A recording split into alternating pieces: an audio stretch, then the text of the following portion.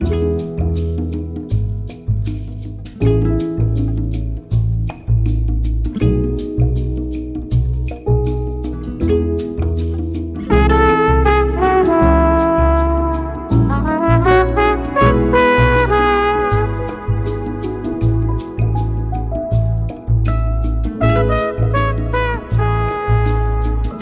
morning students, welcome to our class.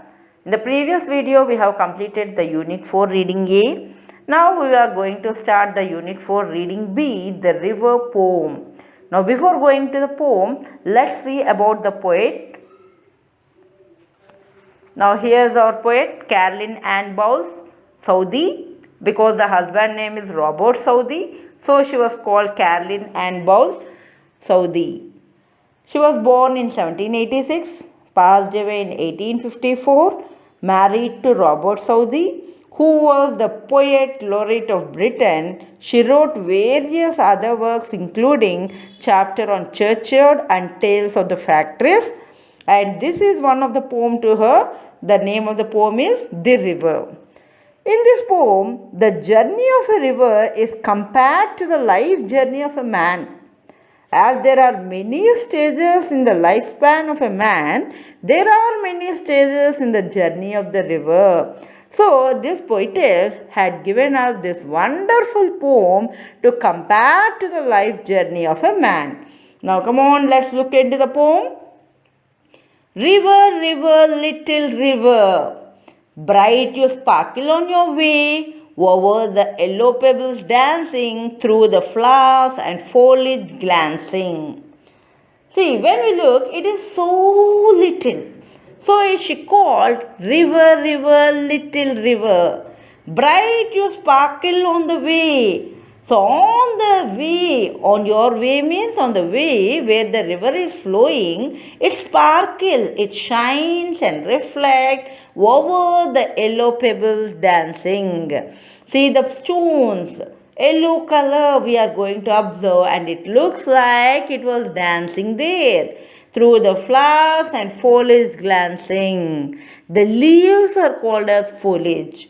So the flowers and leaves are taking a brief look.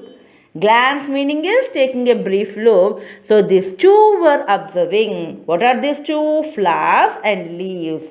Like a child at play. River, river, swelling river, on your rush through rough and smooth, louder, faster, brawling, leaping, over rocks by rose banks sweeping, like impetuous youth.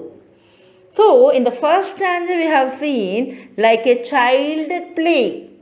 Whereas in the second stanza, swelling river, little river in the first. In second we can observe swelling. Swelling meaning increasing or expanding in size. On your rush, when it is expanding? The rush through rough and smooth areas. Louder, faster, brawling means struggling, leaping, jumping.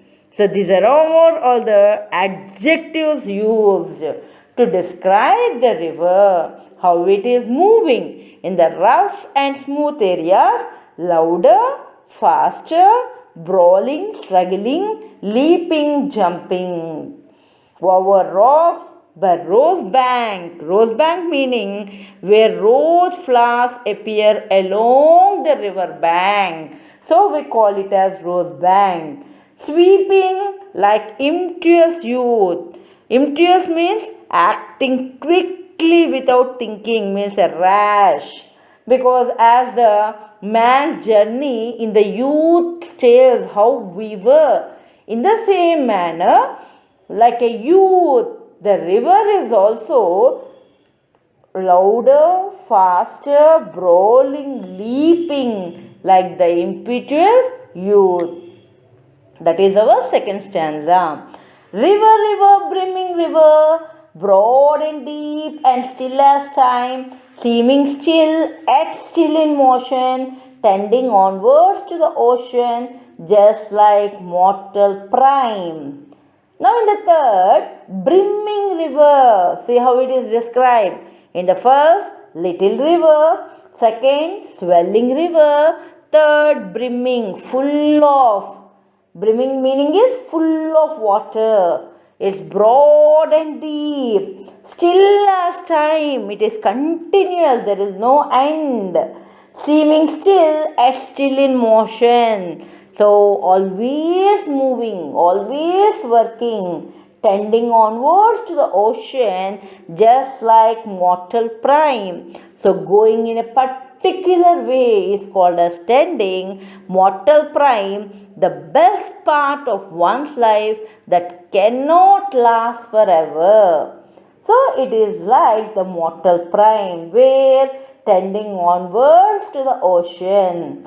How is the river in the third stanza? It is a brimming river, means full of water. It is going broad and deep, still as time, still in motion, but tending towards, onward to the ocean, just like mortal prime.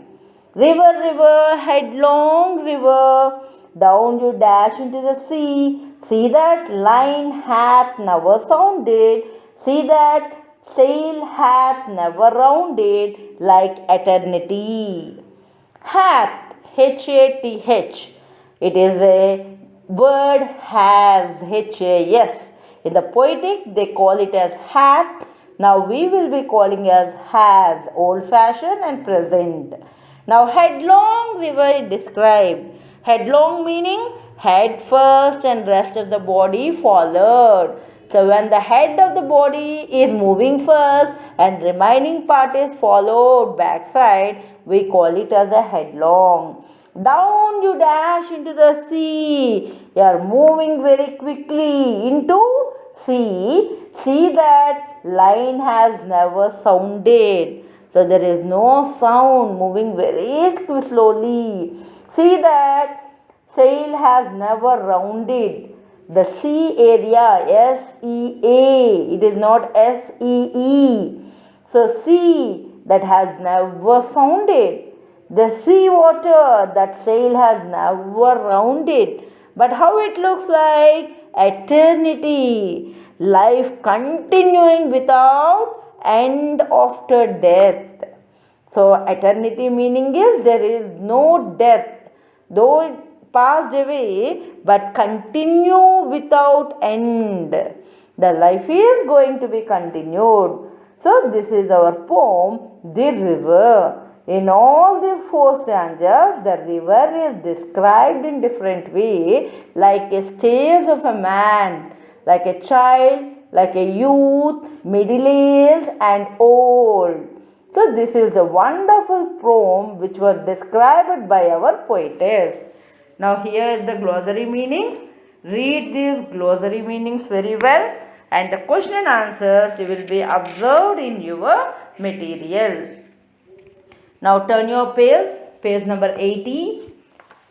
Read the poem once again and list the words in the poem which shows the movement of the river at various stages.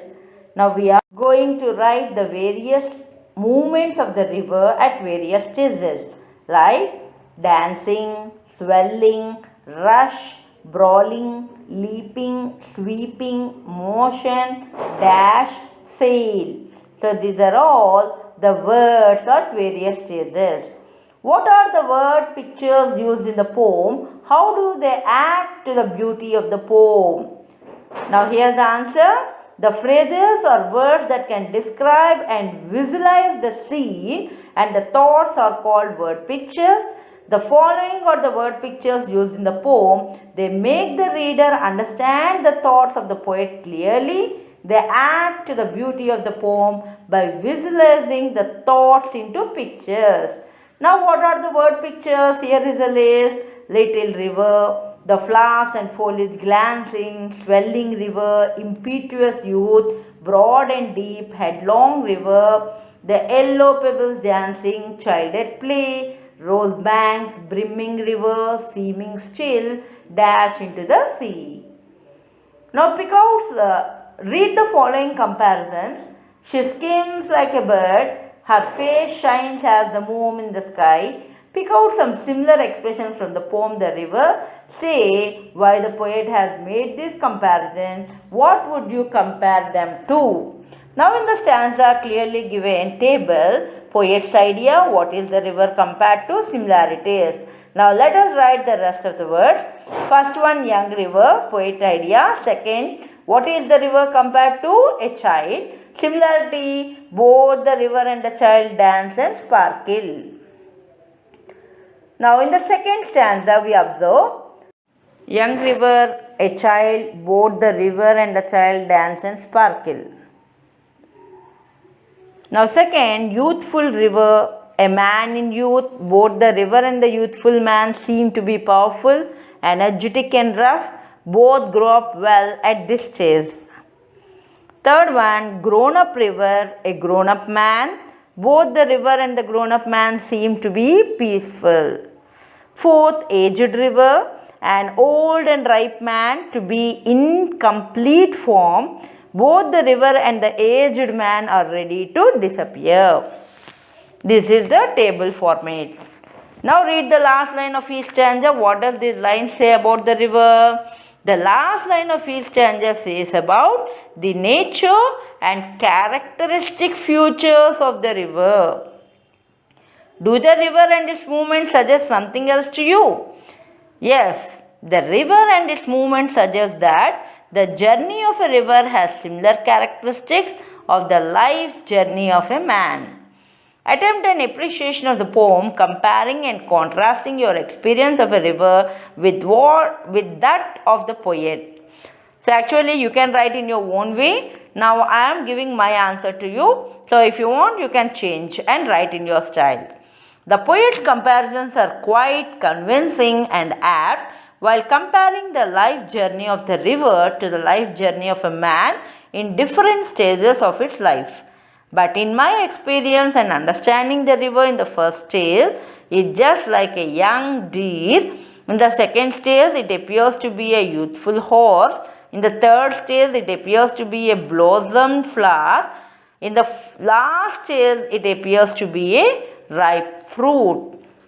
Now please write it all in your notebook because the place is insufficient to you in the textbook. So you can start writing everything in the notebook. And next class we will go with the next lesson. And get ready in completion of your notes. Thank you. Have a nice day.